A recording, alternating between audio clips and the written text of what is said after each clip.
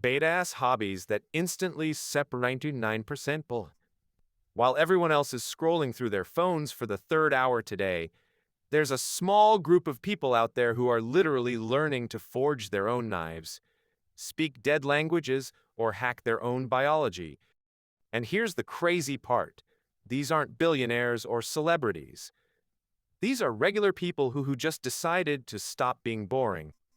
So if you've ever felt like you're just blending into the crowd, like you're living the same day on repeat, this video is about to change that. Because I'm going to show you the hobbies that don't just make you interesting, they make you unforgettable. And before we dive in, smash that like button if you're tired of being average, and drop a comment telling me which hobby you're most excited to try. Trust me, you're going to want to remember this list. Let's start with something that sounds absolutely insane, but is completely real. Lockpicking. Now, before you think this is some sketchy criminal activity, hear me out. Lockpicking is actually a legitimate sport that teaches you more about problem solving and patience than almost anything else. According to research published in the Journal of Expertise, learning complex manual skills like lockpicking can significantly improve your cognitive flexibility and fine motor control, which basically means your brain gets better at figuring out complicated problems in all areas of your life. But here's why this hobby separates you from everyone else. You're learning to see the world differently. While most people look at a lock and just see a barrier, you start seeing mechanisms, patterns, and solutions. You become the person who thinks 3 steps ahead. Plus, imagine being at a friend's place when someone locks themselves out, and you casually say, "I might be able to help with that." Instant legend status. The beauty of lockpicking is that you can start with a basic $15 practice kit, and within a few weeks, you'll be opening locks that would stump 99% of the population. It's legal to own lock-picking tools in most places as long as you're not using them for anything shady, and there's a whole community online that shares techniques and challenges each other. It's like joining a secret club that exists in plain sight. Now, let's talk about something that's going to make you feel like you have actual superpowers: learning to read micro-expressions. This is the ability to catch those tiny split-second facial movements that reveal what someone is really thinking or feeling before they even know they're showing it. Most people go through their entire lives completely blind to these signals, which means they're constantly missing out on what's really happening in conversations, negotiations, and relationships. But when you train yourself to spot these micro-expressions, that brief flash of contempt, that quick eyebrow raise of surprise, that tiny lip curl of disgust, you suddenly have access to information that nobody else in the room can see. You become the person who just gets people. You can tell when someone is lying, when they're uncomfortable, when they're genuinely happy, or when they're hiding something. This isn't some pseudoscience either.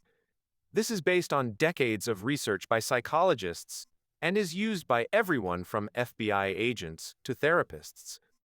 The wild part is that you can actually train this skill by watching videos in slow motion, studying facial anatomy, and practicing with online tests.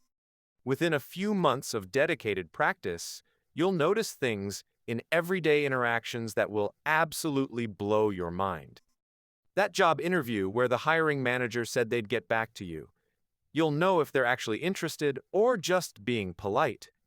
That person who claims they're fine, you'll see the truth before they even realize they're not hiding it well. But wait, because here's where things get really interesting, and make sure you stick around because the next hobby I'm about to reveal is something that literally changed how I see itself. But first, drop a comment right now and tell me, would you rather read minds or read body language? I'm genuinely curious what you think. All right, let's get into something that sounds like it came straight out of a sci-fi movie. Lucid dreaming. This is the ability to become fully conscious while you're dreaming and actually control what happens in your dreams. Think about that for a second.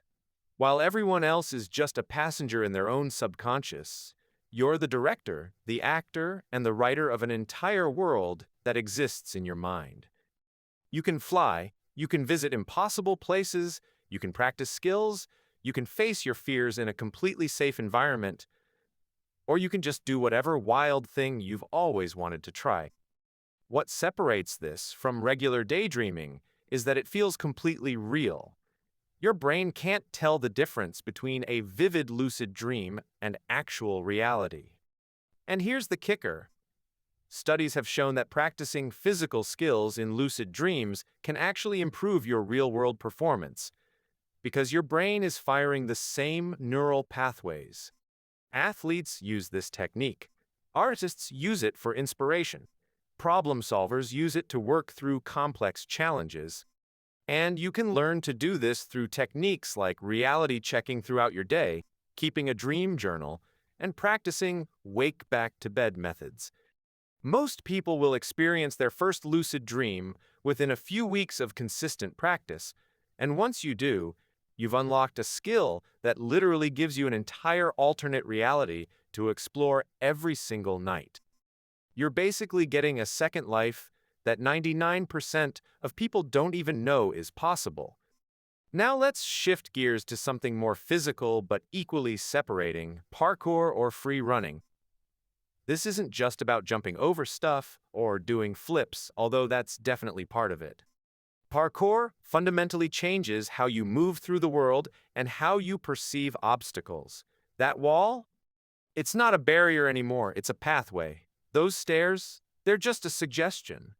That gap between buildings? Well, maybe don't start with that one, but you get the idea. What makes parkour so badass is that it's the perfect combination of physical fitness, mental courage, and creative problem solving. Every environment becomes a puzzle that you're trying to solve with your body. You develop this incredible spatial awareness and body control that makes regular movement feel like you're operating in slow motion. The confidence boost is insane too.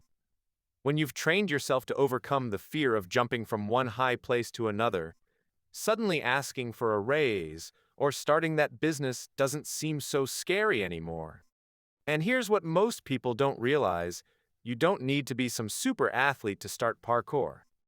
You begin with the basics in safe environments, like stepping up on benches or vaulting over low rails, and you gradually progress. But even at the beginner level, you're doing things that the average person would never attempt. You're literally moving through the world in a way that makes you look like you're from a different species. Let's talk about something that combines art, engineering, and pure creativity: building your own musical instruments from scratch. Not just putting together a kit, but actually designing and constructing functional instruments from raw materials. This could be anything from building a cigar box guitar to creating electronic synthesizers to constructing traditional instruments from different cultures. What makes this hobby absolutely next level is that you're not just learning to play music, you're learning to understand music from the ground up. You're learning about acoustics, vibration, resonance, and how different materials create different sounds. You're becoming part scientist, part craftsman, part musician. And when you finish building something and it actually works and produces beautiful sound, there's this rush of accomplishment that's hard to match. Plus, imagine showing up to a party or gathering with an instrument you literally made with your own hands and then playing it. The conversations alone are worth it.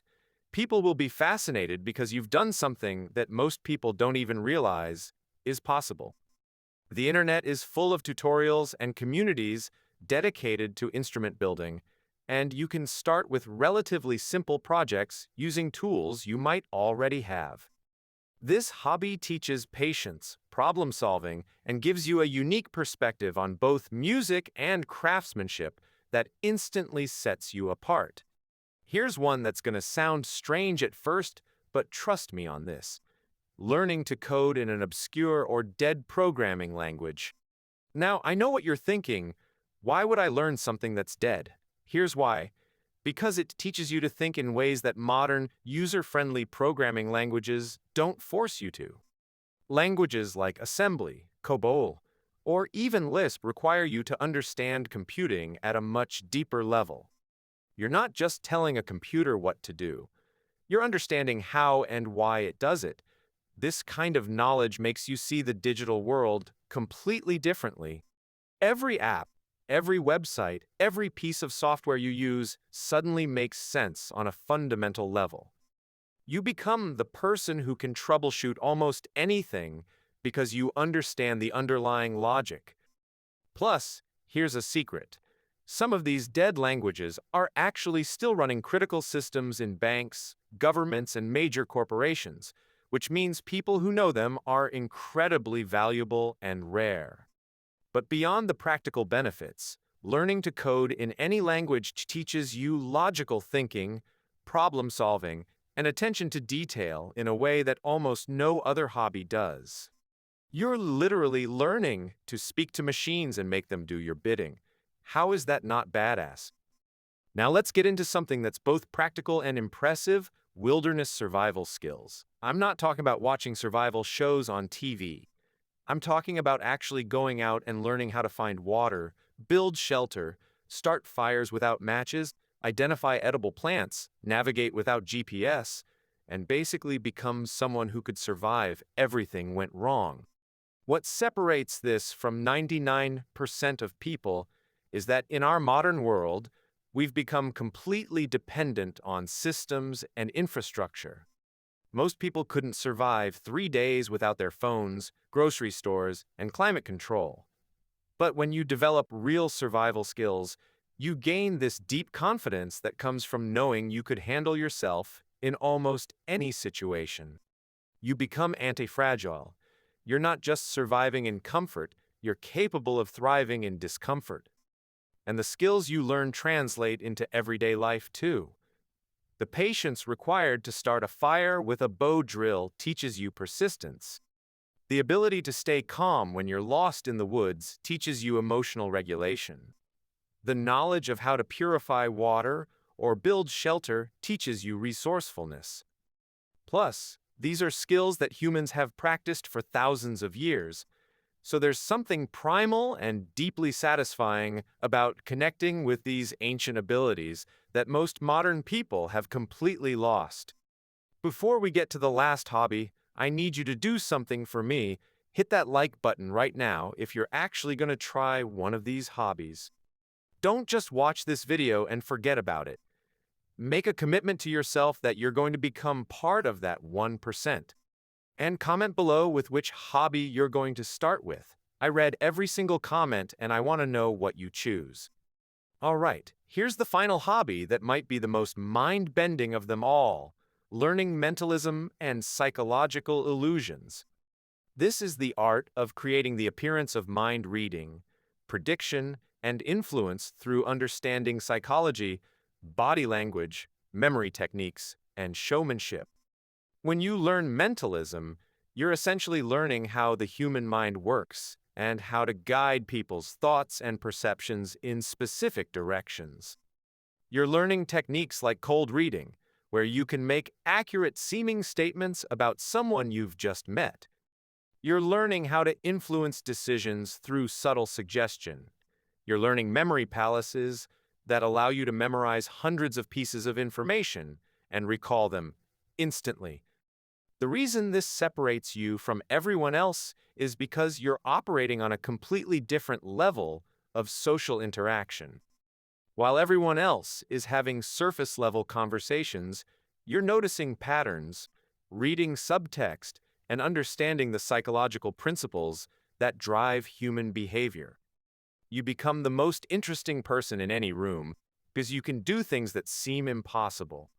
And here's the best part: almost everything in mentalism is based on learnable skills and psychology, not actual supernatural powers. Which means anyone can develop these abilities with practice. You're essentially learning to hack human perception and cognition, which is probably the most powerful skill you could ever develop. So here's the bottom line: all of these hobbies have something in common.